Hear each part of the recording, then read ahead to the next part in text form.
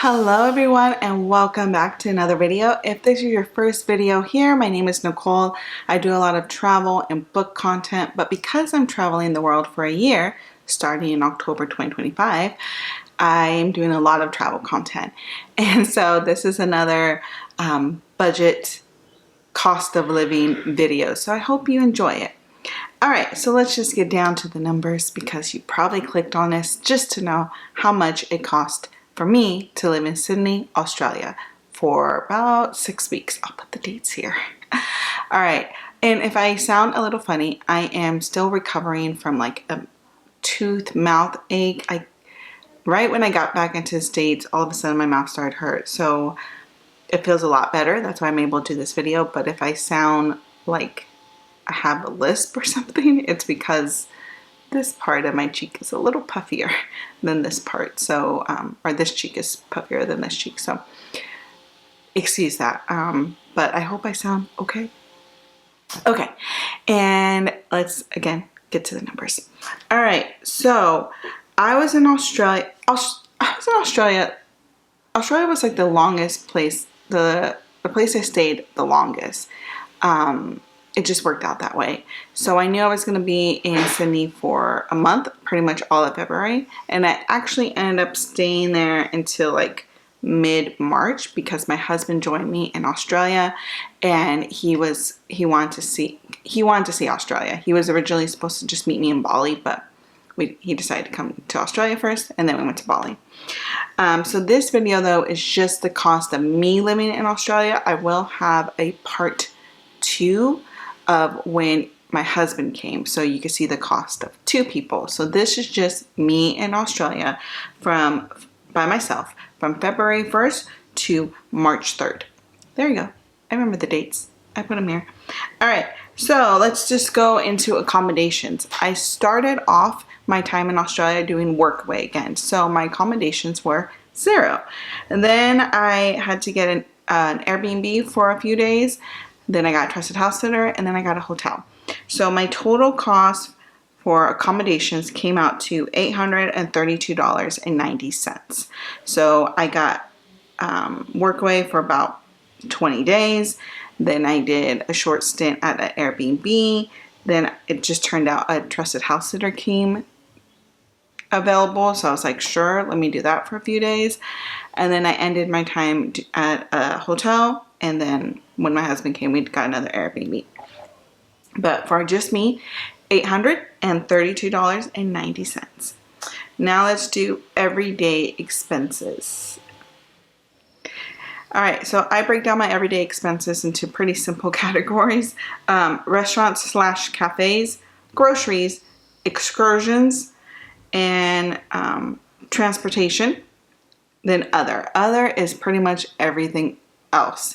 If I bought a book, if I had to buy like body wash or any type of beauty products, if I had to get any electronics, anything like that. Sorry if you hear my stomach grumbling. It's time for lunch, so after this video I will be making myself some lunch. All right, restaurants and cafes came out to $872.81. It really ticked up when I did my first Airbnb in Australia. So when I did my workaway, I was really close to like some grocery stores. I had access to a kitchen. I was also really close to a lot of smaller cafes so I could just walk to. But when I did this Airbnb, I chose one that was a little out of the way. I was pretty much in the burbs of Sydney. And I didn't have a car and it wasn't walkable to like any restaurant. So I did a lot of Uber Eats. I never do Uber Eats, but it was just like the most easiest thing to do versus get on a bus, then a train to go get something to eat, and then a train and bus again. I'm like, I'll just have the food delivered to me. So I think that's where my food cost really ticked up. All right, groceries came out to $127.75. I bought groceries a few times in the workaway. When I was at the trusted house sitter, I got to cook a good amount of meals. But again, when I was at the Airbnb and the hotel stay, I wasn't able to cook a lot of my meals. All right, excursions. So this is any type of tickets I bought. There's a lot of free stuff to do in Sydney, a lot of free museums, but I bought a ticket to like the zoo. I did a tour and some bookstore events. So this came out to $178.62. Transportation. All right. Sydney has amazing transportations. Just like really great transportation.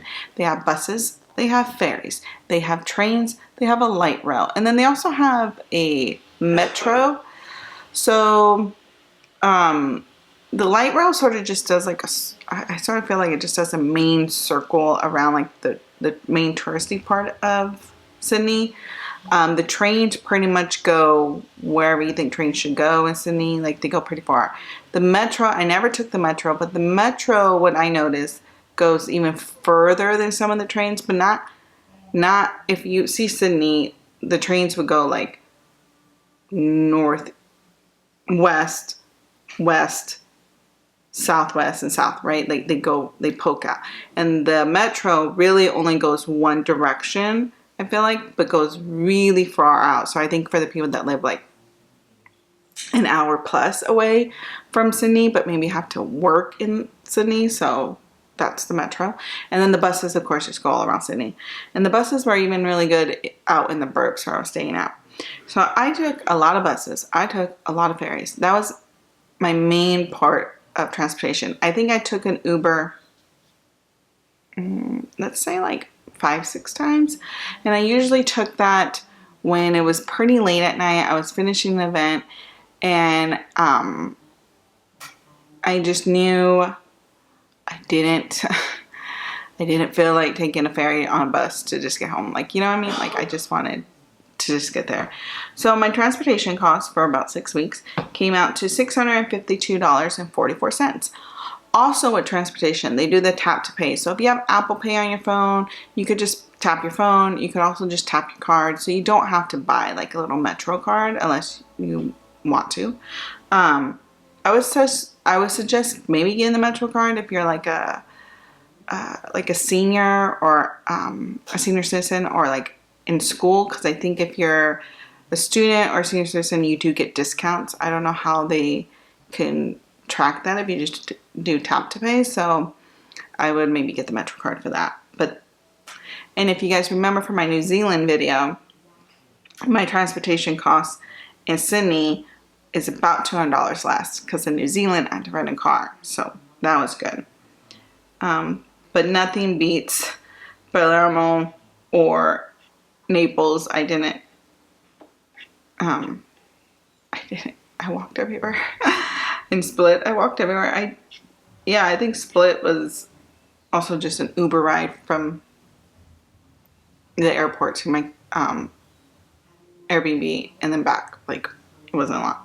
Anyways, back to Sydney. Last category is other. Other is came out to $221.10. I bought a good amount of books while I was in Sydney. I think I also bought a gift or two, and I did buy. I needed a wire for my portable charger, so I just, you know me, I'm trying to be eco-friendly, so I just like to use what I have, and I had a few portable chargers in storage that I got at like different events over the years. So I just took one for my travels. But the thing is, it's a few years old. And so the outlets on the charger, the little plugins, are like not like USB. So I didn't have the right type of wire where it could plug into my portable charger and plug into my phone, right? The ends of that wire that I had wouldn't plug into my portable charger. Now I could have put my phone just on the charger and it could charge like that, but it was really slow, so I wanted the actual like wire. So I just got that. I went to an electronics store, bought it, we were good. That also reminded me, it's nice to have when you're traveling, you appreciate brick to mortar stores so much more. brick and mortar stores, because when I'm home, all the stores I shop at, I could do online shopping, right? But when you're traveling, I don't have the luxury to like have things shipped to me, because I'm not wherever I'm staying. Maybe I can't accept like packages or things like that, or certain stores that I'm used to in the US don't ship in Australia or in other countries I've been to, and then I don't know the stores in that country that easily do shipping. So I appreciate brick and mortar stores so much more when I'm traveling. It was so nice. I remember I needed this charger. It was near the place that I was staying for Workaway, and my Workaway was in a really nice neighborhood, by the way. Like the beginning of February, I stayed in a neighborhood where homes were like valued in like 5 million, 7 million, 10 million. So it was a nice neighborhood. And so I walked on the main street, and there was just this nice like electronics store. Perfect. I loved it. So I got it. Anyways, that was my other. So let's go down to the total. The total cost of my everyday expenses comes out to $2,052.72. So that is the most out of all the places I've been at, but I stayed in this country the longest. So I personally feel like it makes sense that, of course, I'm going to spend more because I'm there more. Compared to New Zealand, where I was at just for 2 weeks, I spent about $400 more, which is not bad, because 2 weeks versus how many weeks? Let's just say, where's my calendar? 1, 2, 3. Yeah, right? I stayed 4. Oh yeah, I guess I stayed 4 weeks, because February is a short month. It's 4 weeks and 2 days by myself in Australia. So for that extra 2 weeks, I spent $400. All right, and you may be curious about flights. I will give you my flight, like how much I paid for my flight, but flight costs change depending on where you're flying from. So like, it is what it is. I was flying from New Zealand to Sydney. That is a short flight, therefore it's going to be a cheaper flight. So I just paid, and I flew on New Zealand Airways. I just paid $214.95. It was a direct flight. I think it was 3 hours. So yeah. So not bad. All right. So if you are curious of my total cost, let me do the math for you real quick. Okay. So my total cost, including everyday expenses and my accommodations, I'm not including my flight, because your flight will change depending on where you're flying from. But anyways, came out to $2,885.62. So that is, hold on, 100, about $300 less than what I paid for 1 month of rent when I lived in LA. So, and 1 month of rent with me and my husband living in LA. So, not bad. I'm still trying to get my everyday expenses when I'm traveling lower, but I do know it's hard because the places I'm going to are not like cheaper countries, low cost countries. They're expensive countries. And Sydney is a city. It's like living in New York or LA or even like the Bay Area. So I knew that going in, that my expenses were going to be equivalent to like me being in LA. Hence why I decided I would do Workaway in Australia and try to do a trusted house sitter in Australia, because I really wanted my accommodation costs to be low. So I allowed my budget for the everyday stuff, because I can't determine how much groceries are going to cost, or how much, like, going out is going to cost. Like, I can't determine food costs, you know, I'm not in charge of that. So I wanted to make sure my accommodations were pretty low. All right, well, I hope you enjoyed this budget breakdown and that it was helpful for you in your travels. I have a few more budget breakdown videos coming up. I have, again, part 2, Sydney with my husband, and then the Bali breakdown, budget breakdown. And plus we have some Bali vlogs coming up. So I hope you stay tuned and continue to watch these videos. And oh, by the way, I hope you guys like this background. You'll see a lot of videos with this background. I don't know, I think it's pretty. We're doing a trusted house sitter, like I said, here in the Bay Area, and this house is really pretty. So I was like, let's do this. Okay, thank you so much for joining me again today. My name is Nicole. If you like this video, feel free to subscribe, do all that good stuff, like, comment, everything that you want to do.